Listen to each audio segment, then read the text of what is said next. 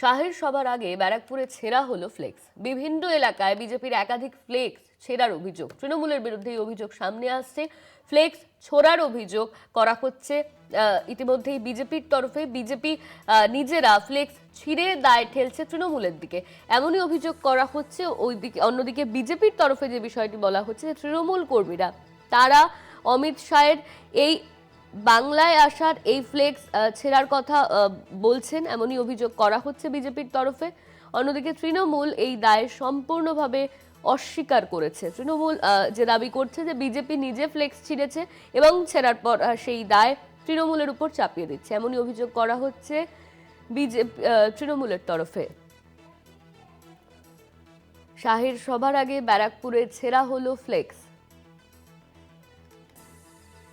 বিভিন্ন এলাকায় বিজেপির একাধিক ফ্লেক্স ছেঁড়ার অভিযোগ। যদিও এই অভিযোগ করা হচ্ছে তৃণমূলের বিরুদ্ধে, কিন্তু তৃণমূল এই অভিযোগ সম্পূর্ণভাবে অস্বীকার করেছে। তৃণমূলের তরফে বলা হচ্ছে বিজেপি নিজেরা ফ্লেক্স ছিটছে এবং তারপর তৃণমূলের ওপর দায় চাপিয়ে দিচ্ছে, এমনই অভিযোগ করা হচ্ছে বিজেপির তৃণমূলের তরফে। আমাদের সঙ্গে ফোন লাইনে রয়েছেন আমাদের প্রতিনিধি শুভজিৎ সিং। শুভজিৎ, ইতিমধ্যে অমিত শাহ তিনি বঙ্গে এসেছে, আর অমিত শাহর আশাকে কেন্দ্র করে বিভিন্ন এলাকায় ফ্লেক্স টাঙানো হয় এবং সেই ফ্লেক্স ছেঁড়া হয়েছে বলে অভিযোগ সামনে আসছে। কি দাবি করা হচ্ছে? দেখো, তুমি জানো আজকে ব্যারাকপুরে সভা করতে আসছেন কেন্দ্রীয় স্বরাষ্ট্রমন্ত্রী অমিত শাহ। তার আসার আগে বিজেপি ব্যারাকপুর সাংগঠনিক জেলার তরফ থেকে একাধিক জায়গায় তার স্বাগতমের বিভিন্ন জায়গায় ফ্লেক্স লাগানো হয়েছিল। আজকে সকালবেলা হঠাৎই বিজেপি কর্মীরা দেখতে পান যে তাদের এলাকায় বেশ কয়েকটি ফ্লেক্স তুলে দেওয়া হয়েছে। তারা সরাসরি অভিযোগ করেছেন রাজ্য শাসক দল তৃণমূল কংগ্রেসের দিকে।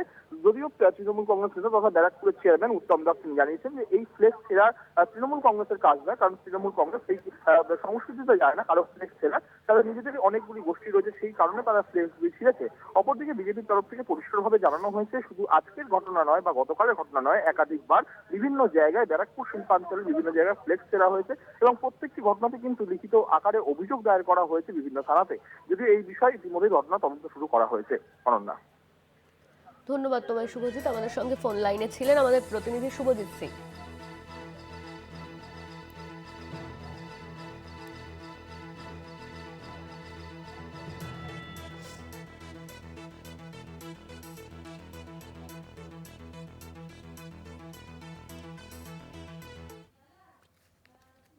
পরশুদিন থেকে শুরু করেছে, খড়দা থেকে শুরু করেছিল। খড়দাতে যখন ফ্লেক্স লাগাতে গেছে আমাদের ছেলেরা, সেখানে আটকে রেখে সেখানে ফ্লেক্সের গাড়ি থেকে ফ্লেক্স নামিয়ে আগুন জ্বালিয়ে দিয়েছে। আমার কাছে জিডির কপি আছে, গড়াওড়া থানা।